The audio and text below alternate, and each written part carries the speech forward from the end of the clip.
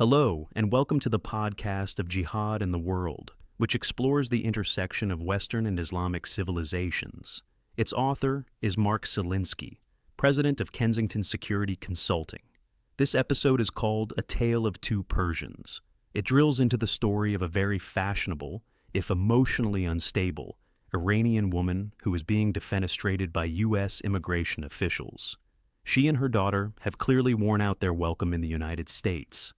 It also examines the confusing case of a cancer researcher linked by blood to the Laranjani clan in Iran. Both women hail from Iranian revolutionary royalty. Hamideh Soleimani Afshar, 47, and her 25-year-old daughter, Sarinasadat Hosseiny, have been in the news a lot lately.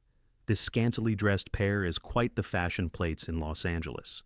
The two were issued deportation notices and are currently detained by ICE. So, what gives? In particular, who is Mom Hamideh Soleimani Afshar? Why is she being deported? This is the answer offered by Secretary of State Marco Rubio. Until recently, Hamideh Soleimani Afshar and her daughter were green card holders living lavishly in the United States. Afshar is the niece of the deceased Iranian Major General Qasem Soleimani. She is also an outspoken supporter of the Iranian regime who celebrated attacks on Americans and referred to our country as the Great Satan. This week, I terminated both Afshar and her daughter's legal status, and they are now in ICE custody, pending removal from the United States. The Trump administration will not allow our country to become a home for foreign nationals who support anti-American terrorist regimes. How did all this happen? Afshar entered the U.S. on a tourist visa in June 2015, was granted asylum in 2019, and obtained her green card in 2021. On the surface, she appeared to be a credible candidate, but when the surface was scratched, many problems emerged. In a 2025 naturalization application, Afshar disclosed that she had visited Iran 4 times since receiving her green card. Her trips to Iran illustrate that her asylum claims were fraudulent, a DHS official said. She also has an Iranian revolutionary pedigree. She is the niece of General Qasem Soleimani, former commander of the Iranian Revolutionary Guard's Expeditionary Force. Soleimani, known as Supermani, was killed in a deadly 2020 U.S. airstrike. This was not necessarily disqualifying, but her shrill anti-American rhetoric seems to echo that of her uncle and the regime he fought for. According to the State Department, Soleimani Afshar, a prolific social media user, referred to the U.S. as the Great Satan and celebrated attacks on U.S. soldiers in the Middle East. The New York Post reported that Soleimani Afshar published messages of support for the Iranian regime, including since the ongoing war that started in February, and welcomed the appointment of Mojtaba Khamenei as supreme leader to take over from his father, who was killed on the first day of the U.S.-Israel campaign. Then there is her temper. She is also hot-headed and prone to emotional outbursts. After she was incarcerated in a federal deportation center, she reached out to an old beau who refused to take her call. He claimed she abused and kicked him. In his words, "I don't want anything to do with her. She scares me. I was so afraid of her. She knows how to make herself seem like an angel and you feel like the devil. I wanted someone to take her away. Now it's happened." Perhaps her impulsivity stems from unresolved issues with her father, as this old boyfriend speculated. She takes advantage of every man she knows. She was saying, "I love you," but I was so afraid. She said I reminded her of her dad. All these years I was suffering. I wanted to have my life back. And be careful with her hair.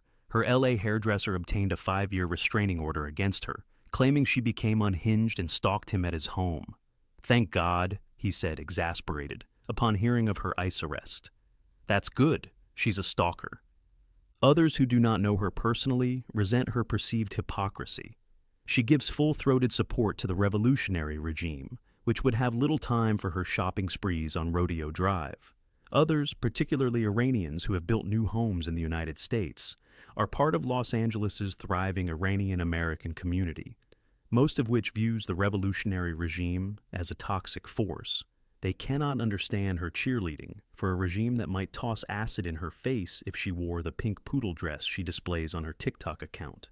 A neighbor said, She also drove a black Tesla, which on Saturday was stuffed with luxury goods, including a Miss Dior bag, some Hermes cushions, a Sephora makeup bag, and another gray leather handbag in the front seat. What do others think about the deportation? The Persian princess did not receive much support online. One internet observer cautions, enter kooky, leftist judge to put the kibosh on this endeavor.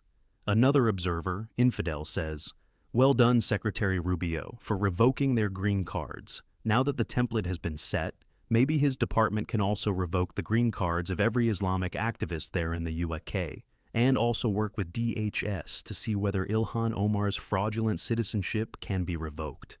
The move comes just days after Emory University fired Fatemeh Ardashir Larijani. If the name sounds familiar, it is because she is the daughter of former Iranian Supreme National Security Council Secretary Ali Larijani and the wife of Sayed Kalantar Motammadi. As with the Soleimani clan, the Larijani offspring cannot be held responsible for their parents' behavior. But was it Fatemeh's behavior that earned her the door? A physician, Dr. Larijani, was an assistant professor at Emory's prestigious Winship Cancer Institute. No longer. After 100,000 people signed a petition calling for her deportation, she was notified that she had to leave. How influential was this petition or other popular efforts in the decision to dismiss her? We at Kensington do not know. But we are concerned because, despite searching the internet, we could not find much valuable material. The university released this memo. Emory is committed to advancing patient care, research, and education. Our employees are hired in full compliance with state and federal laws and other applicable requirements. Okay, fair enough. This is standard bureaucratic piffle. But why did they fire her? Here we can only speculate. Emory may have uncovered something serious about her that they disliked. Were her comments subversive or anti-American? Maybe, but where are they? Wouldn't someone have posted them to support the demand to fire her? Also, universities are chock-a-block with America-hating and anti-Semitic professors whose rants are heard all over campuses. How often are they fired? Finally, this would be a cause to celebrate for civil libertarians of all political philosophies. It is highly likely that some civil rights lawyers investigated this case. It is also likely that they determined she had neither a strong legal nor an ethical basis. Wouldn't you agree?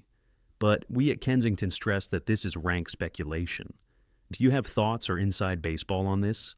If so, contact us at Kensington Security Consulting and we will post your ideas.